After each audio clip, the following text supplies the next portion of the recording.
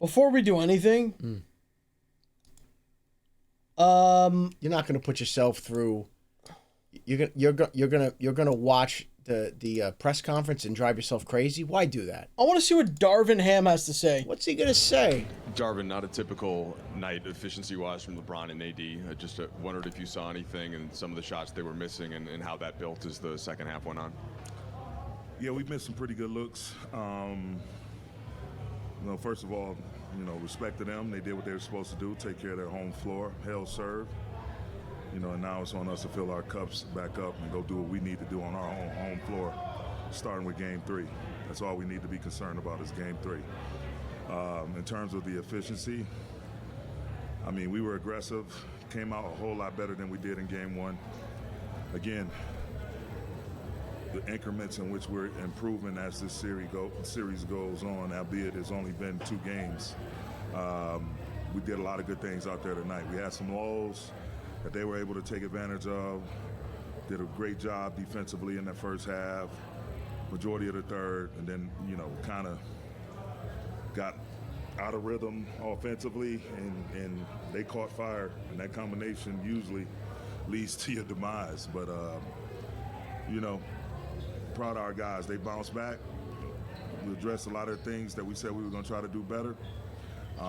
Still got to be better in transition D. But overall, the energy was there, the effort was there, the urgency was there. We just caught a bad stretch. You mentioned the shooting. Denver was 7 for 25 from 3, but getting good looks in the first 3 quarters. They hit those 5 straight. What's the philosophy in trying to deal with the ball screens there and still think about Jokic? Can't relax off the ball. They're one of the better off-ball offensive teams in the league. Oh no, man. So listen, you and I were talking upstairs. Everything that he's saying, you and I were actually discussing this, and it was a much better game. Obviously, I there was no way that there's no way Jokic was going to come out and have that game that he had the game 1. That was not going to happen. We knew that. They also didn't hit the crazy shots like they did in the first in that first game. But that fourth quarter just killed him, and it was a combination. Yeah. Jamal Murray was hitting shots, but the Lakers missed a lot of good looks. There were layups that were missed. There were threes that were missed. These were good looks. So again, man, I'm the optimist here. I think that Lakers team is really fucking good, but that Nuggets team is excellent. There's no question. But that Lakers team is really good. I think they're coming back. I think they're going to win Saturday night. And I think they're going to make a series out of this. That's what I think. The Lakers and the Nuggets are both undefeated at home in the postseason, so nothing out of character has really happened yet. Well, but the Lakers haven't been down 2-0 though. They haven't been down 2-0. But again, this is a way better team than the Grizzlies and the Warriors. I also think, listen, I know there's a lot of haters out there. I get it.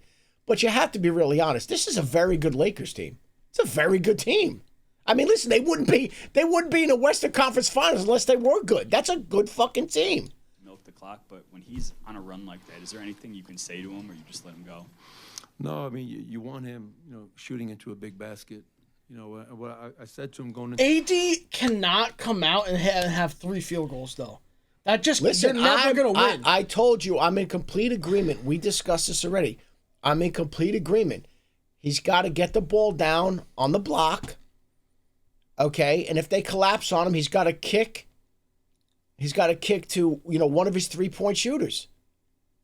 But this thing of him stepping out and him throwing up these threes, he hit that one, but it's mind-boggling to me. And I understand LeBron, LeBron was chucking up the threes and was missing. I get it. It is what it is. I think LeBron re-injured his ankle and was just tired of shooting. He wasn't making shots that he's accustomed to making. And I said, don't allow your offense to dictate your game. Find a way to get your defense into the game and then build off of that. And obviously for him to go out there and get 37, 10, and 5 and score 23 in the fourth quarter was just a tremendous boost for us. And I challenged our guys to start the fourth. This has to be our best fourth quarter defense. And we started off 20-5 and built a great lead. The crowd was phenomenal. Huge shout out to our fans for continuing to make Ball Arena just a hell. Okay. And guess what? You better step foot in a Crypto.com arena. This shit is not going to be easy, bro. This shit is not going to be fucking easy. Bro, they're winning Saturday. I'm telling you, they're going to win Saturday, and they're going to win. I think they're going to win by a big margin on Saturday. I listen. There's a pattern here with these games. Now, the pattern is that, you know, with respect to the home team, I get that. But what I'm saying is this: it would have been great to steal one on the road. That would have been great. It didn't happen.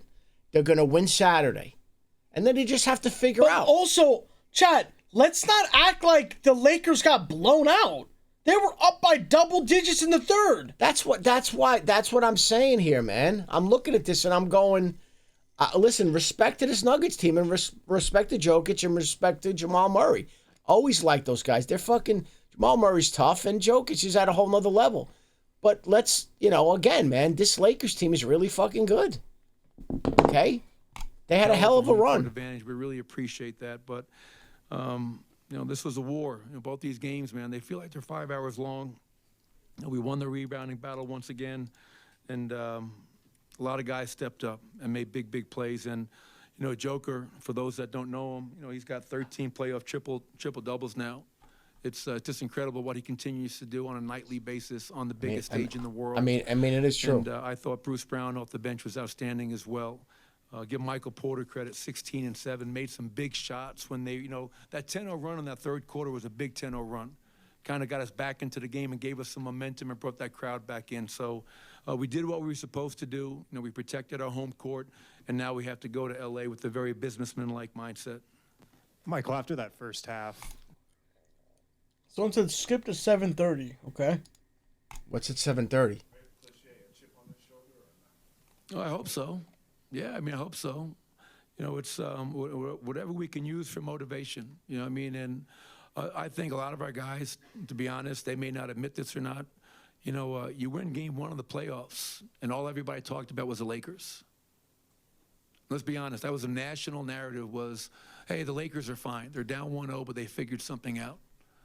No one talked about Nikola just had a historic performance. No one talked about that. Okay, dude. It was all over everything. His fucking blasting his stats. Yeah, okay. What the fuck are you talking about, bro? Dude, what he's doing is he felt a little slighted because of the fact that, they were up 20, they were running him off the court, and then the Lakers made a couple of adjustments. Hold on. So he's slighted. He feels slighted because more people like LeBron and the Lakers than the Denver Nuggets. That's why you're slighted, because more people want them to win. I don't know what to say to that, bro. That's probably that. Well, that's why he feels the way he does, and he was pissed. So, this is why, bro. You can't lose to this shit, bro. You can't lose to this shit, bro. He's got 13 triple-doubles now, third all-time. What he's doing is just incredible, but the narrative wasn't about the Nuggets. The narrative wasn't about Nikola. The narrative is about the Lakers and their adjustments. So, you put that in your pipe, you smoke it, and you... Well, wait. Now, hold on. Now, in all fairness, wait a minute. Wait a second. This guy bitching, bro. Now, wait a second. Just follow me on this. Calm down, because a lot of you are getting excited out there. Tram, you're gonna lose it, bro. A lot of people are getting very excited right now. Just calm down. Let me just make a point here. Let's be fair. The reason why they were talking about that narrative was exactly because he came out and had that historic performance, and you were running the Lakers off the court. But he was having a historic performance. He did have a historic performance. You were running them out of the fucking building, and then they did make that adjustment. So what do you want? You don't want anyone to mention the fact that they made an adjustment and they almost came back and won that game? Dude, they were down 3 with 3 minutes left. So I understand what he's saying, but in all fairness, look at it from both sides though. Look at it from both sides. The Lakers were getting run out of the fucking building. They were getting annihilated, and then they came all the way back. So yeah, it's a narrative. How did that adjustment work out today? Did you not watch the fucking game? Dude, the Lakers were in control of most of the game. They were. Jamal Murray fucking scored 23 in the fourth. He fucking made every shot. Whose fault is it? And dude, the Lakers are in control of the game with AD having 3 field goals and LeBron bricking everything. Imagine when they're home and they're making those shots, bro. Stop, bro. Well, listen. Again. Obviously, it worked. I'm looking at it from both sides here. I'm taking a step back and I'm going. I see his point. I see the point that he's making. He was pissed after that first game because he's saying no one. That's not true. That's not true. No one was talking. That's bullshit. Also, hold on. Hold on a second. The Lakers are the underdogs. You're the number 1 seed playing a 7 seed. You should be winning. So, you got people who are impressed with the Lakers and the adjustment they made, and they came back down 20 versus the number 1 team in the NBA. Right. But you want people to praise you for you winning a home court game when you're the number 1 seed. Dude, this guy's bitching. This is the second time I've been pissed off with something he said, and now I'm fucking annoyed, and now I want them to beat the fuck out of them game 3 because of this fucking guy, bro. Well, listen, I think they're winning Saturday. And again, they were, you have to admit, they, for the most part, maybe there were a couple of runs, but the Lakers were in control most of the game. Mm-hmm. Jamal Murray's a hell of a player. So, listen, man, I'm just, the point that I'm making is... And this is something you want to do, too. You want to, piss off the media, bro. That's what you want to do. Call out the media and talk shit about the media. Oh. Yeah, it's going to work out just to be honest, yeah, you do have to look at it from the other side, right? He's saying, well, no one's... But dude, you were routing them. You were blowing them the fuck out. They came all the way back because of an adjustment that they made. If you're analyzing a game and if you're being honest, that's a pretty good story right there. But again, this is the number 1 team, bro. Let's not forget that. The number 1 team. Well, I don't care if it does. You know what I mean? Because we know our narrative in that locker room. We know that we're not done. We haven't done anything yet. All right, you got to win a game on the other team's home court if you really want to do something in a series. And we know how great that team is, especially on their home court. So we're not celebrating. This is not cause for celebration. This is a cause to continue to dig deep and find ways to be better. 42 minutes for Nikola and Jamal, in thinking of the intensity of the game. And we know it's Western Conference Finals, but in the following games, is there anything we expect to see in terms of minutes they play? Yeah, maybe 44. No, I mean, whatever the game takes. Tonight I did something that I haven't done in the... I really can't watch you, Los. You guys know, even if they are the number 1 team, the Lakers are better.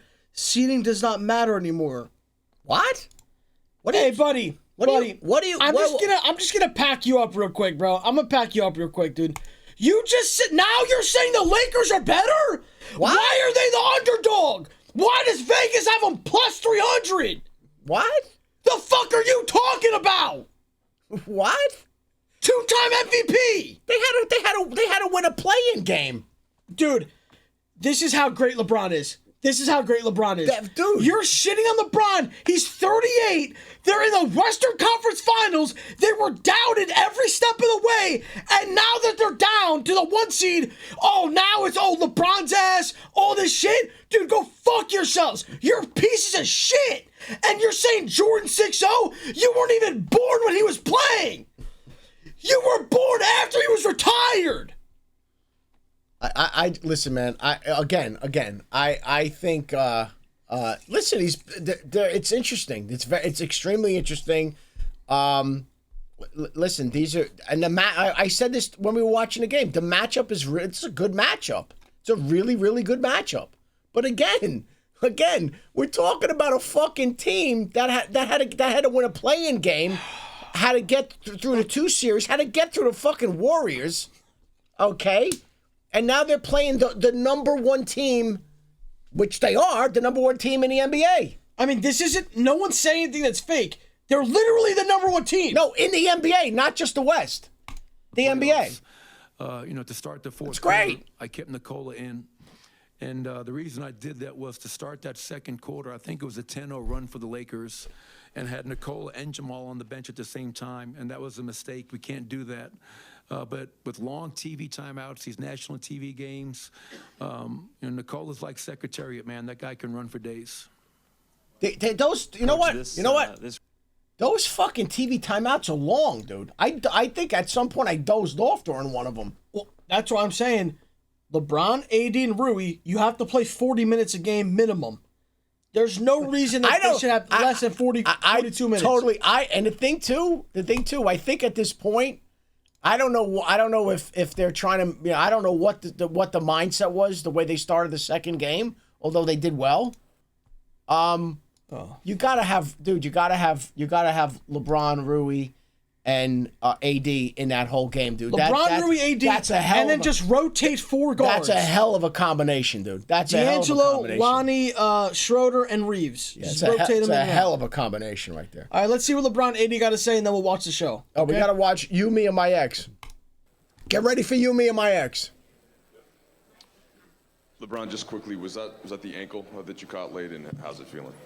Yeah, I think I stepped on somebody's foot. I think it was maybe Aaron Gordon or one of the guys up underneath the basket, but it'll be fine. And LeBron, what did you feel like when Denver was hitting those 5 straight threes? Like, what's the differences in your coverages and what you're trying to do battling Jokic and not letting them get in there versus what you're giving up on the outside? Only one of them was uncontested.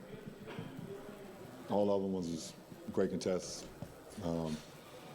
Two of Maul's threes was right in the face of me and AD. And Michael Porter Jr. one by our bench was right in the face of AR after a transition. They was winning transition. Bruce Brown had one as well with a contest. They made, that was it. The three-point line is what killed us in the fourth, but I didn't see many breakdowns though. AD, did they do anything different defensively tonight against you than in game one? And what do you think it'll take to bounce back in game three? No. I got the same looks. A lot of them were just short tonight. So I'll be better. Not that it's an excuse, but you guys exerted so much energy early, both of you defensively on Nikola Jokic. Did you feel like legs or fatigue factored at all late? No. I mean, if you're not tired in the postseason, then everybody's tired.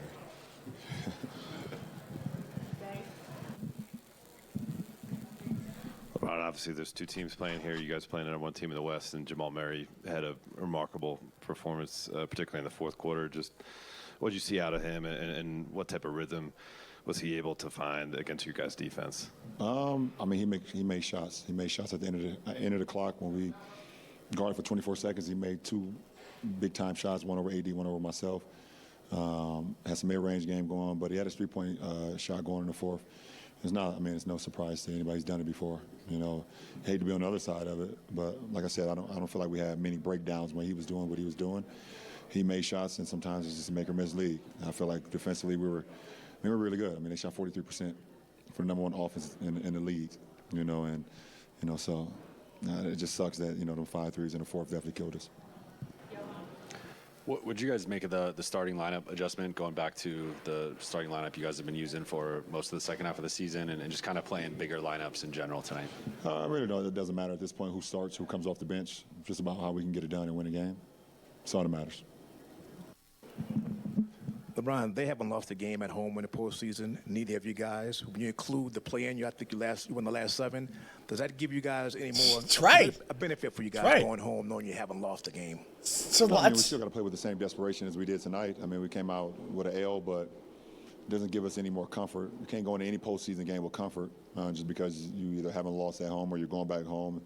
I think it's even more you got to be on edge, because when you go home, you're getting your own bed, you're around your family, everybody's being cool and jolly and everything. Nah, you got to be even more on edge when you get home. So we got to understand that going back and being down 0-2. There's no reason for us to get comfortable. Brown, after these two games, what do you think do you need to improve and keep doing now that you are going home? I think we improved from game 1 to game 2. And if we can do the same thing from game 2 to game 3, we'll put ourselves in a position to win.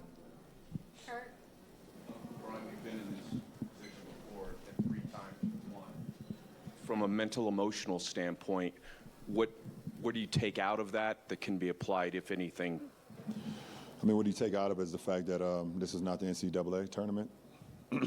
It's the first team to 4 wins, and we have an opportunity to go home and play great basketball and home serve. You know, until the team beats you 4 times, then you always have an opportunity to come out of it. You know, so that's the confidence that we should have.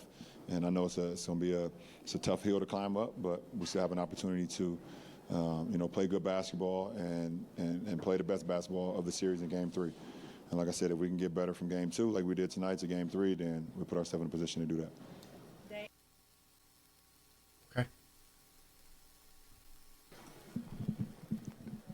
Eddie, you made the 1-3, and then you had the 2 other looks there. What did you think about those shots that you got down the stretch, and just overall, you know, you're coming off 40, your efficiency wasn't there the way it was in Game 1? I like both of the looks. Made the first, second one was back rim, and the next one in the same exact spot, rims in and out. So I liked all the looks that I got today. Just a lot of them was short. Now I'm going to continue to shoot those shots. Like I said, I got to be better, more efficient, help the team win. So I'll be better whatever I think. LeBron, the dunk in the first half is not a play we often see. The ball squirts out like that. There was another play, I think, in the third where you guys got an offensive rebound, and Dennis could have held for one. He shoots. When the margins are so slim, are those the plays that kind of eat at you between now and Game 3? No, I mean, those are, you know, obviously you have an opportunity. I mean, my opportunity puts us up 10. And instead it was an 8-point, you know, deficit, and a good for us. You know, obviously that's sucks that ball squirted out of my hand like that, whatever the case may be. Maybe hit my knee or whatever, but unforced turnover by myself, horrible, especially on the road. And I mean, the same thing at the end of the third. You know, I missed a 3. I believe we were up 5. I missed a 3. Jamal Murray tried to save it, saves it right to AD, and we swing it to AR. And Dennis had a pretty good look, but we had an opportunity to hold and not take the shot with a 5-point lead. And instead, they get the block. Bruce Brown get the block. Yeah, that's right. Joker pushes it, throws it to the right corner away from our bench to KCP. We get a great contest on KCP from AR. And I thought it was a great block by AD, to be completely honest. But dude, you honestly, you gotta just acknowledge this, bro. It's like it's a fucking. He recites the fucking play. Have you ever seen anybody do that? He just takes you through who was passed through, what the score. It's fucking crazy, man. It's pretty cool. It's pretty fucking cool. It's wild, really, to me. I mean, I don't know. With everything going on, though, to still be to lock in, it was past this guy, that guy. And he's right. And he's right about holding exactly the ball. those plays. I know. That they should have held for the last shot. Yeah. They didn't. Yeah. What happened? That was a shot that you should have can't got make blocked. these mistakes against the number one team. Listen, he even said that he fumbled the ball off his leg. You can't make these mistakes against the number one team. You can't make them. There's no margin for error. It's so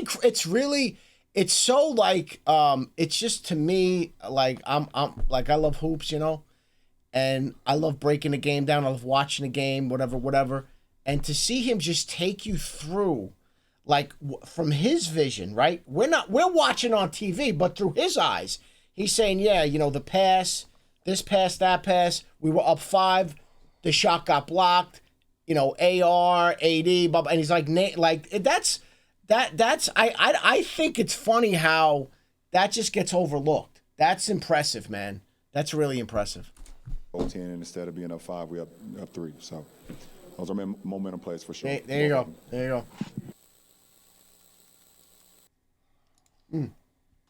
Okay, people are telling me to look at this Jamal Murray clip. Okay. What is Jamal Murray saying? The outside noise, We're the Denver Nuggets. We're used to that. We used to, even when we win, they talk about the other team. We beat the Clippers in the bubble. They talk about the other team. You know, same old. It just fuels us a little more, and it'll be sweeter when we win the chip. It'll be sweeter when we win a chip, dude. Blow these motherfuckers out. You have to admit. I'm gonna be in the building, Game 3. If you want to come. But I'm going. Okay, relax. No, dude, fuck this shit. Listen to me. Let me finish my thought. You have to admit where he's coming from, though. I understand where he's coming from because let's face it. Let's be honest about something. Way back when I said the Nuggets are going to win the whole thing, I predicted that. Not only you, but a number of people would sort of go, yeah, they're not real, they're fake, they're a fraud. A lot of people feel that way. No one who watches basketball thinks they're frauds. I'm saying, but the point... I didn't say they're frauds. The point that I'm making... I said this is the best team they're going to play. The point that I'm making is this. I do believe that they don't get the respect that they deserve. That's how I feel. And I don't think you deserve respect till you do something. They have been a number one team the whole season. You could be a number one team. That means nothing until you win. I understand, but what about the Atlanta Hawks that they were number one seed? They had like 60-something wins. LeBron fucking destroyed them. Listen. Swept them. I understand what you're saying. Tram, you're a fuck. Shut the fuck up. You guys are sitting here trying to celebrate being up 2-0. Bro, the Kings were up 2-0 against the Warriors. Okay? The fucking LeBron has come back from 3-1. He's come back from 2-0. He's come back from 3-2. This is nothing new, bro. This is nothing fucking new, bro. All right. Let's. And Jamal Murray's talking about, we beat the Clippers and they didn't say anything. Dude, you're talking about the bubble when you lost to the Lakers in 5? That's what you didn't do shit. You lost. He's talking about the bubble. What do you mean? He just talked about we beat the Clippers in the bubble. Is that what he was referring to, the bubble? He said that. He said the bubble. Okay, where did they finish last year? Jamal Murray didn't play last year. Oh, yeah, so they were. Okay. All right.